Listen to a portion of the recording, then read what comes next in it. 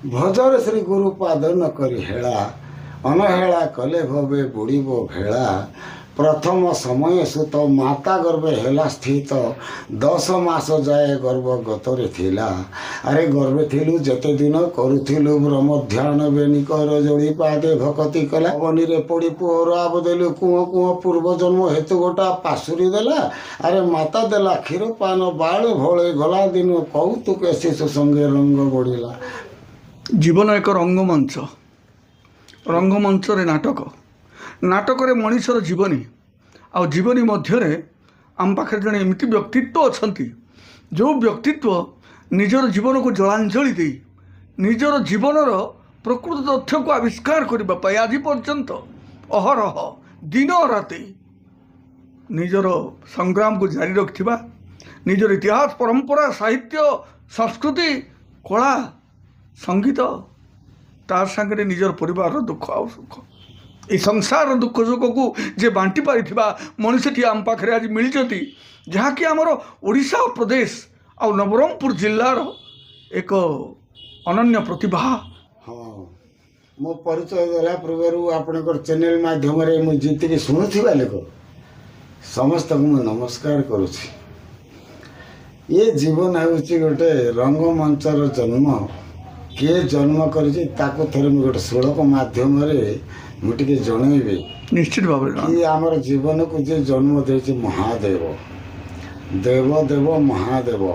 ହେଲେ ଆଗେ ମୁଁ ମହାଦେବଙ୍କୁ ଗୋଟେ ମୁଁ ପ୍ରାର୍ଥନା କରିବି, ତାପରେ ମୋର ଇତିହାସ ସବୁ କିଛି। ନିଶ୍ଚିତ ଭାବରେ ନିଶ୍ଚିତ।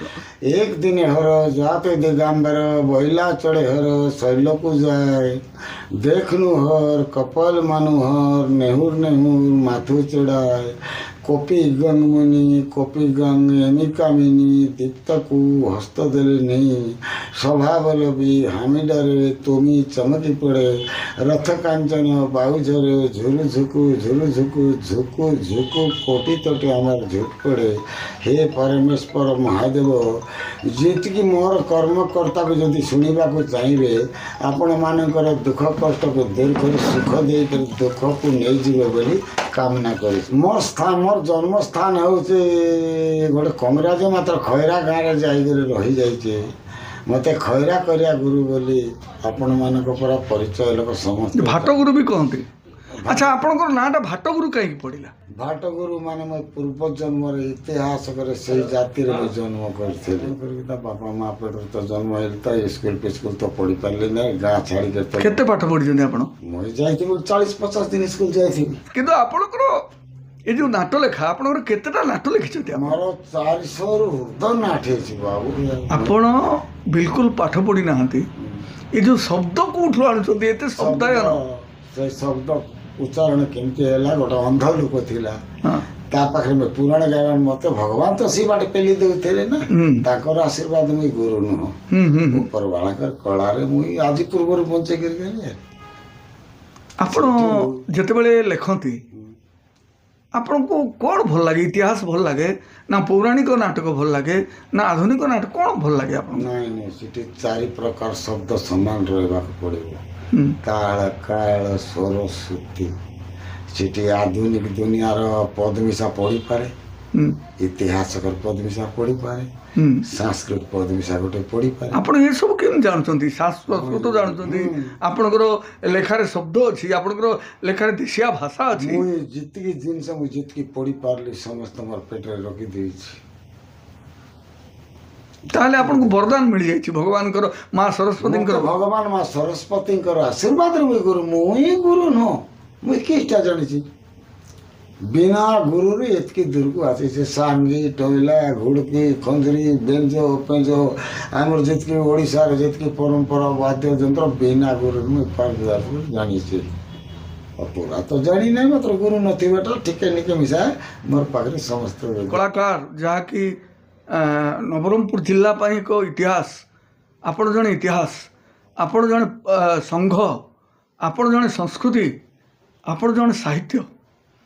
ଦେଶିଆ ସାହିତ୍ୟ ଆପଣଙ୍କୁ କେମିତି ଲାଗେ?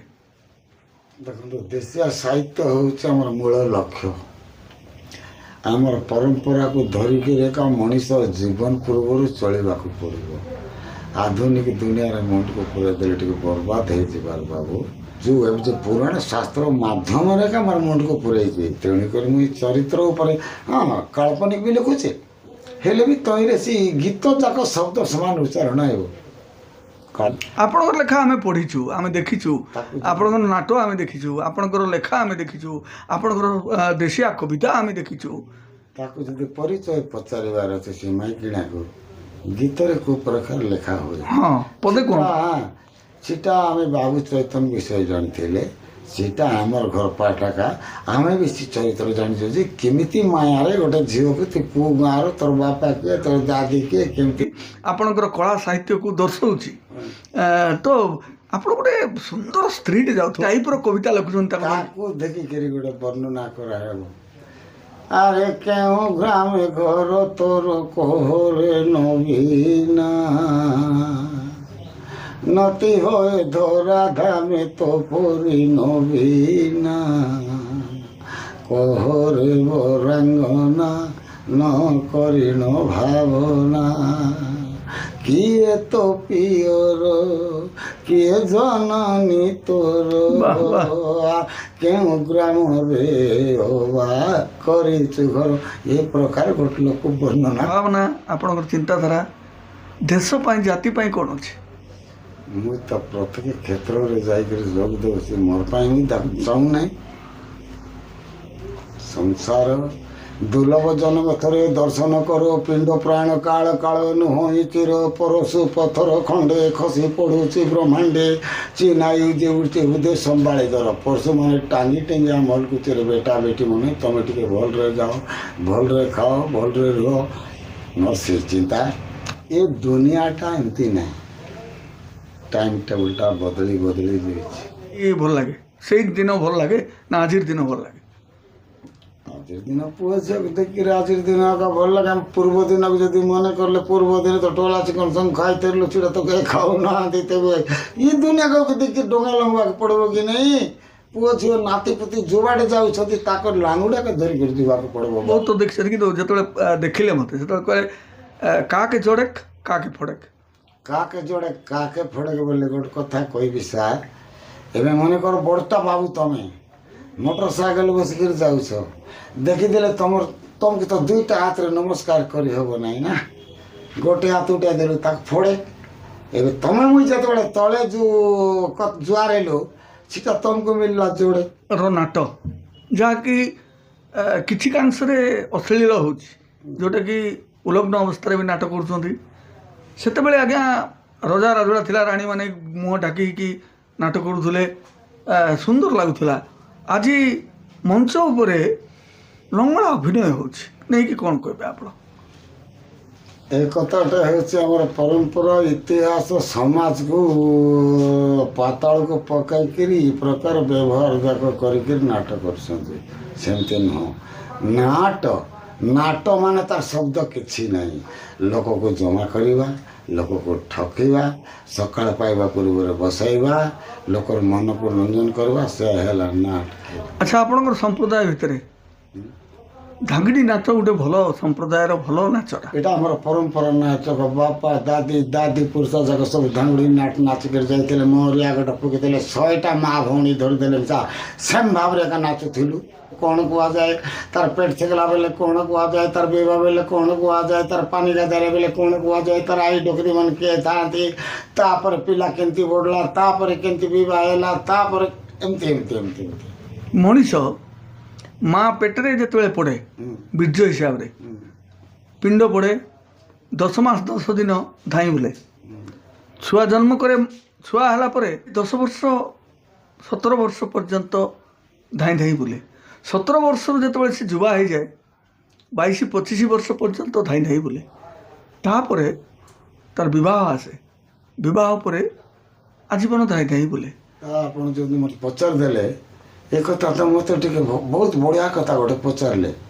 ବୁଝିଲେ କି ଭଜରେ ଶ୍ରୀ ଗୁରୁ ପାଦ ନ କରି ହେଳା ଅନହେଳା କଲେ ଭବେ ବୁଡ଼ିବ ଭେଳା ପ୍ରଥମ ସମୟ ସୁତ ମାତା ଗର୍ଭେ ହେଲା ସ୍ଥିତ 10 ମାସ ଯାଏ ଗର୍ଭ ଗତରେ ଥିଲା ଆରେ ଗର୍ଭେ ଥିଲୁ ଯେତେ ଦିନ କରୁଥିଲୁ ବ୍ରହ୍ମ ଧ୍ୟାନ ବେନିକର ଯୋଡ଼ି ପାଦେ ଭକତି କଲା ଜନ୍ମ ହେଇଗଲା ଅବନୀରେ ପଡ଼ି ପୁଅର ଆବ ଦେଲୁ କୁଅ କୁଅ ପୂର୍ବ ଜନ୍ମ ହେତୁ ଗୋଟା ପାଶୁରି ଦେଲା ଆରେ ମାତା ଦେଲା କ୍ଷୀର ପାନ ବାଳ ଭଳେ ଗଲା ଦିନ କୌତୁକ ଶିଶୁ ସଙ୍ଗେ ରଙ୍ଗ ବଢ଼ିଲା ପୁଅଟା ଧାଙ୍ଗଡ଼ା ହେଲା ତାର ପାଇଁ ତ ବାପା ମା ଜାଣିଛୁ ଗୋଟେ ବହୁତ ଦରକାର ବୁଝିଲେ କି ହଇଲା ଦ୍ୱିତୀୟ କାଳ ତନୁ ହଇଲା ପ୍ରବଳ ଥିତିରୁ ଉତ୍ପତ୍ତି ଯେଉଁ ଅଧିକ ହେଲା ତମର ଥିତିରୁ ଉତ୍ପତ୍ତି ଯେଉଁ ଅଧିକ ହେଲା ଆରେ ପାଇଁ ରମଣୀର ତନ କାମରେ ବୁଡ଼ିଲା ମନ ଗୁରୁପାଦ ଛାଡ଼ି ମାୟା ମହି ପଡ଼ିଲା କେତେ ଜାଲ ପାତ କରି ପଶିବାକୁ ପଡ଼େ ଆରେ କରିନା ନା କର୍ମମାନ ମାୟାମୟ ହୋଇ ଭ୍ରମ ସତ୍ୟ ପଥ ଛାଡ଼ିବ ସତ୍ୟରେ ରହିଲା ତ୍ରିଭଙ୍ଗୀରେ ହୋଇ ଭଳା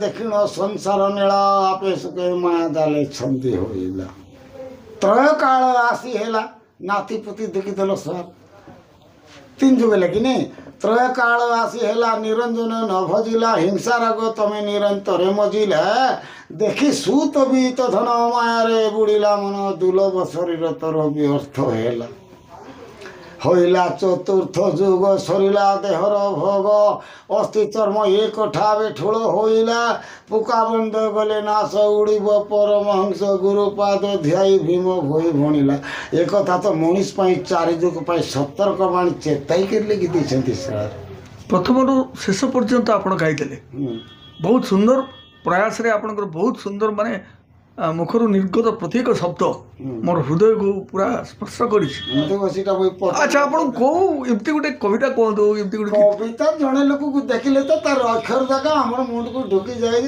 ସବୁଠୁ ସୁନ୍ଦର ଗୀତଟା କେଉଁଟା ହେଇପାରେ ଆପଣ କେଉଁଟା ଜାଣିଛନ୍ତି ମାନେ ମନେ ଅଛି ଆପଣଙ୍କର ସେ କଥା ତ ମୁଇଁ କହିପାରିବି ନା ମୂଲ୍ୟବାନ ଜିନିଷ ଆରେ ମୁଇଁ ତ କେତେ ଦୂରରୁ ପାଠ ତ ପଢ଼ିଲା ଏତେ ଦୂରରୁ ଲେଖି ଲେଖି ଆସିକି ତ ଆସିଛି ଲେଖିଲି ଗାଇଲି ଖାଇଲି ସରିଲା ଗୀତ କଥା ପଚାରିଲେ ଶବ୍ଦ ଅର୍ଥ ୱାର୍ଡ଼ ଥିବା ଗାନା ଗୋଟେ ଦରକାର ମଣିଷକୁ ଠିକ୍ ଏଇ ମସିହାରେ ଗୋଟେ ଲେଖିଥିଲି ଯେ ଆଜିକାଲି ମୋତେ ଲୋକ ପଚାରିଲେ ତୁ ଏମିତି ହେବ ବୋଲି କେମିତି ଲେଖିଥିଲୁ ବୋଲେ ମୋବାଇଲ ବାହାରିବା କଥା ମୁଁ ତ ଜାଣିଥିଲି 72 ମସିହାର କଥା ଆରେ ବନ୍ଧୁ ଧରା ମା ବସନ୍ଧରା ଜନନୀ ତୁମା ଭାରତ ସାରା তো কলে জনমি কর্ম করিব গো বঞ্চিব তো কোলে জীবন সারা স্বর্গাদপি করি অসীমা জননী বীর প্রসিবিনী মা ভারত ভূমি সুজলা সুফলা শস্য শ্যামলা কই নহে মা তোর কাহাণী নিশূন্য তোলে ভারত ভূমি সকল জীব কোলে জনমী মর্তর সুন্দর নাই সর্বপুর দেখিলে নয়নে নুহ পাশুরা তো কোলে বঞ্চিবু মাত ধরি রঙ্গ পোষরা মস্তকে শোভিত হিমাল গিরিধীপ চরণে বই যায় তিনি নদী গঙ্গা যমুনা মা সরস্বতী বিশ্ব ভারতর কোটি সম্পত্তি পারু সে জল কিয় প্রবল কহি নুহে যা স্থল কূল অপার মহিমা ভারত ভূমিমা মানব জন্মে তোর আসরা আহা কি সুন্দর রাম রাইজ গাড়ি ঘোড়া ঠারু জাহাজ জগতে তিয়ারি কেতে সৌন্দর্য রখি গলে কর তার করি গলে কর তার রখি মৌজ টেলিভিশন সৈন্যরু ফোন ব্রহ্মা জানে না একথা মান কহে ভগবান হরিপাদে ধ্যান লাগাইছি মন କରିଆ ସରା ଲଗାଇଛି ମନ କରିଆ ସରା ଶିବଙ୍କୁ ତାଣ୍ଡବ ମାଗି ଯୋଉଟା ଆଶୀର୍ବାଦ ମାଗିଦେବ ଆପଣଙ୍କୁ। ଠିକ୍ ଅଛି। ଶିବ ନାଚନ୍ତି ରଙ୍ଗେ ଅତି ଭଙ୍ଗେ ଗୌରୀ ଅର୍ଦ୍ଧାଙ୍ଗେ କୋଟି କିଣି ରିଣି କିଣି ଘୁଡ଼ୁନ୍ ଘୁଡ଼ୁନ୍ ଝାଡ଼ୁନ୍ ଝାଡ଼ୁନ୍ ତିନି ଧିନି ଧିନି କୁହାଦି ଶବ୍ଦ କଲା। ଆହା ବିଚିତ୍ର ଘଟେ ନାଚନ୍ତେ ଈଶ୍ୱର ହେ ପରମେଶ୍ୱର ମହାଦେବ ଭକ୍ତଙ୍କର ମନସ୍କାମନା ପରିପୂର୍ଣ୍ଣ କରି ସୁଖ ଦେଇ ଯା ଥିବା ଦୁଃଖକୁ ନେଇ ଯାଅ। ବହୁତ ବହୁତ ଧନ୍ୟବାଦ, ବହୁତ ବହୁତ ଧନ୍ୟବାଦ। ବହୁତ କିଛି ଆପଣଙ୍କର ମସ୍ତିଷ୍କରେ ଜ୍ଞାନ ଅଛି। ଧନ୍ୟବାଦ, ସ୍ୱାଗତ ଜଣାଉଛୁ। ଆପଣ ଏମିତି ବଞ୍ଚିଥାନ୍ତୁ, ଆଉ 50 ବର୍ଷ 100 ବର୍ଷ ପର୍ଯ୍ୟନ୍ତ ଆପଣଙ୍କର ଇତିହାସ ରଚନା ହଉ। ଆଉ ନିଶ୍ଚିତ ରୂପରେ ଏ ତ ପ୍ରଥମେ ପିଲାମାନଙ୍କୁ କହୁଛନ୍ତି ସ୍କୁଲ ଭଜନ ଗାଇଲା ବେଳେ ଗାଇବେ କି ନାହିଁ ବାବୁ, ମୋତେ ଏତିକି ଶିଖାଅ ସାଇଁ ହେ, ମୋତେ ଧନ ଧନ ଲୋଡ଼ା ନାହିଁ ହେ ବୋଲିବେ କି ନାହିଁ। ମୋର ନାମ ବ୍ରହ୍ମ ରାମ ନାମ ଜଗତରେ ସାର କିଏ କିଛି ନୁହେଁ ରେ କାହାର ମାୟାରେ ବାୟା ହୋଇ କଲୁ ଧୂଳି ଘର ପିନ୍ଧିଲା ଗାମୁଛା ବିରେ ନୁହେଁ ତୋର। ମୁଇଁ ନିଜେ ଲେଖିଛି ତାକୁ ବ୍ରହ୍ମାଗର ଲେଖା ନାହିଁ। ଏଇଟା ଏଇ ମୁଣ୍ଡରେ ମୁଇଁ ଲେଖିଛି। ପାଠ ସିନା ପଢ଼ିଲି ନାହିଁ, ମୋତେ ଭଗବାନ ପଠେଇଛନ୍ତି ସଂସାର କରିକି ସରାଇକି ରା।